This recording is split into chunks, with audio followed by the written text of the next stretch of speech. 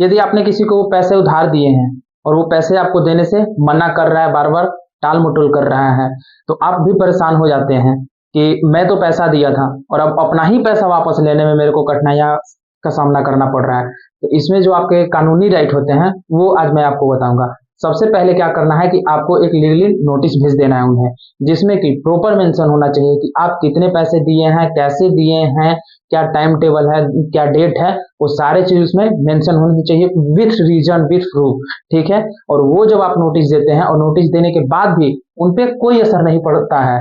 तो भी आपके पास एक और अधिकार बचता है कि आप एविक्शन सूट फाइल कर सकते हैं कोर्ट में, जिसके तहत आप कोर्ट से दरख्वास्त कर सकते हैं कि हुजूर मेरा पैसा इनने ऐसे ऐसे लिया था, लेकिन एक बार ध्यान रखें कि उसमें आपको प्रूफ देना जरूरी है। आप जैसे भी उनको पैसा दिए हो, या तो चैट हो, ईमेल हो, मैसेज हो, या फिर आपका ट्रांजेक्शन का पूरा आईडी वगैरह, मतलब जो भी ट्रांजेक्शन का हिस्ट्री हो, सारे चीज वहां पे मेंशन करके आपको एविक्शन सूट फाइल करना होता है, जिसमें आपको दिखाना होता है कि हमने ऐसे ऐसे पैसे दिए हैं। और याद रखें, कभी भी 2 लाख रुपए से ज्यादा कैश में लेन देन ना करें, क्योंकि ये जो है कानूनन अपराध माना जाता है कि आप टैक्स देने की वजह से कैश में लेन देन कर रहे हैं। तो इसलिए यदि कभी भी लेन देन भी करें तो 2 लाख से ज्यादा कैश का लेन देन नहीं करेंगे, वरना आपके ऊपर फिर कोर्ट का कार्रवाई होना स्टार्ट हो जाएगा। इस बात को भी आप ध्यान में रखें।